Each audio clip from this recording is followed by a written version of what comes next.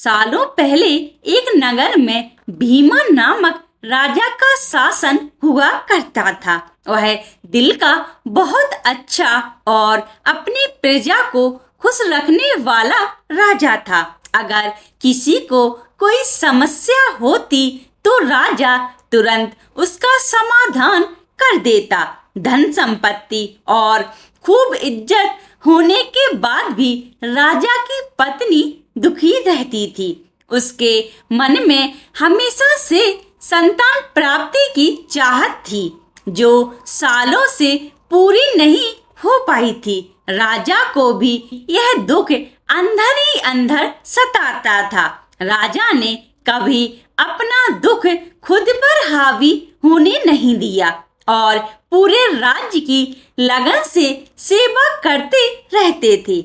एक दिन भीमा राजा के राज्य में एक सिद्ध साधु भ्रमण करने पहुंचे। वो गांव-गांव घूमकर लोगों से पूछने लगे कि वो कितने सुखी हैं।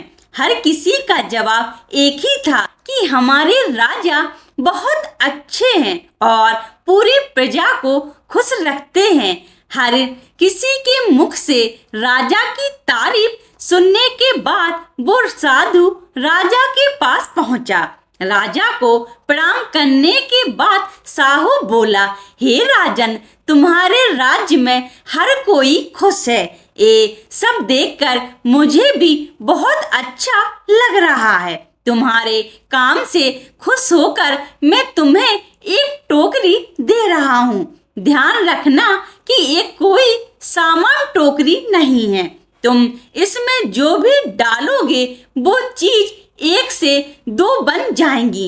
इतना कहकर साधु वहां से चला जाता है।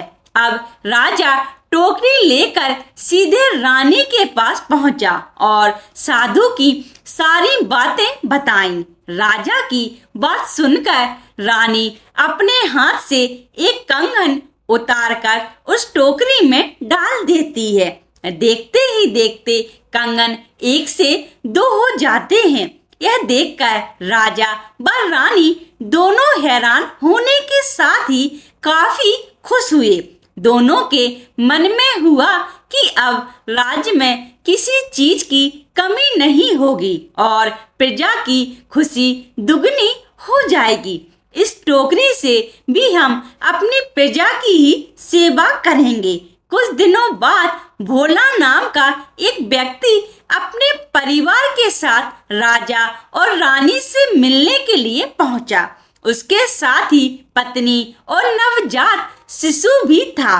भोला ने सबसे पहले राजा रानी दोनों को प्रणाम किया और बताया कि हम आपके ही नगर के रहने वाले हैं। आपको संतान न होने का दुख हमसे सहा नहीं जा रहा है, इसलिए हम अपने इस शिशु को आपको देने के लिए आए हैं। इस वक्त से ही आप दोनों मेरे पुत्र के माता पिता हो। भोला की बात पर राजा के कुछ बोलने से पहले ही रानी ने नवजात को अपनी गोद में उठा लिया। रानी ने भोला और उसकी पत्नी सुलेखा को धन्यवाद कहा। इन सब के बीच राजा कुछ कह नहीं पाए। राजा को पुत्र मिलने की खुशी तो थी, लेकिन वो भोला और सुलेखा के लिए परेशान थे। राजा को पता था कि पुत्र न होने से भी अधिक दुख उसे पैदा करके किसी को दे देने से होता है। इतना सब सोचने के बाद राजा कुछ देर बाद रानी को समझाते हैं कि हम किसी बच्चे को उसके माता पिता से अलग नहीं कर सकते हैं। राजा और रानी की बातें सुनकर भोला व सुलेखा उनसे हाथ जोड़कर पुत्र को रखने की प्रार्थना करते हैं। राजा रानी दोनों ही भोला और सुलेखा की बातें सुनकर हैरान हो जाते हैं। तब राजा ने सीधे भोले से पूछा, आखिर क्या बात है? तुम अपने बच्चे को अपने साथ रखने की बात सुनकर दुखी हो जाते हो। साफ साफ कहो क्या परेशानी है। राजा की बातों का जवाब देते हुए भोला कहता है, हमारे बच्चे को श्राप है कि अगर वो 12 दिन हमारे पास रहता है तो 13वें दिन उसकी मृत्यु हो जाएगी। आज हमारे बच्चे को हमारे साथ 12 दिन हो गए हैं। अगर हम कल इसे अपने पास रखेंगे तो इसकी मृत्यु हो जाएगी। राजा ने इस बारे में सोचने के लिए थोड़ा समय मांगा और भोला बस सुलेखा को कुछ देर राजमहल में आराम करने के लिए कहा। फिर राजा भी इस बारे में सोचने के लिए अपने कक्ष में गए और रानी बच्चे को गोद में लेकर राजा के पीछे पीछे चलने लगी।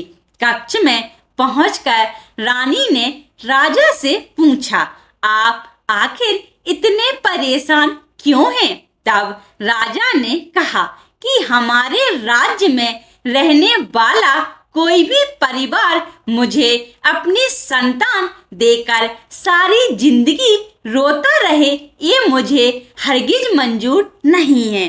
राजा की बात सुनकर रानी भी इस बारे में सोचने लगी। तभी रानी महाराज से बोलती है, क्यों ना हम इस बच्चे को टोकरी में डालकर 1 से 2 कर लें, फिर इस बच्चे को हम रख लेंगे और दूसरे बच्चे को भोला व सुलेखा को सौंप देंगे। राजा यह सुनकर बहुत खुश हो गए और जल्दी से बच्चे को टोकरी में रख दिया। टोकरी में रखते ही वो नवजात 1 से 2 हो गए। फिर रानी ने जिस नवजात को टोकरी में डाला था उसे उठाती हैं और राजा दूसरे बच्चे को उठाता है। अब दोनों बच्चों को लेकर राजा रानी सीधे उस कमरे में पहुंचे जहां भोला और उसकी पत्नी आराम कर रहे थे। राजा ने अपनी गोद में लिए बच्चे को भोला को सौंपकर कहा, ये लो अपना बच्चा। राजा की बात सुनकर भोला और सुलेखा निराश हो गए। तभी राजा ने टोकरी के बारे में उन दोनों को बताते हुए कहा कि अब ये बच्चा श्राप मुक्त हो गया है। आपके जिस बच्चे को श्राप मिला है वो रानी के पास है।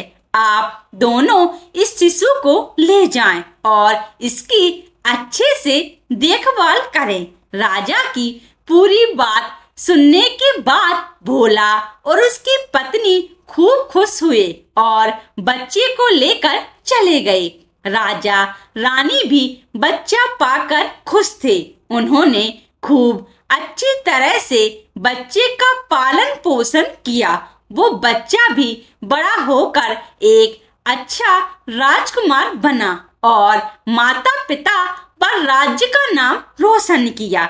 इस कहानी से हमको ये सीख मिलती है कि खुद को दुख होने के बाद भी दूसरों की भलाई के बारे में सोचना ही इंसानियत है और इंसान का सबसे बड़ा धर्म होता है। यदि आप ऐसी ही कहानियों को पसंद करते हैं तो कृपया आप मेरे YouTube चैनल कहानियां विद सीमा को सब्सक्राइब, लाइक एंड अपने दोस्तों के साथ शेयर करें। धन्यवाद।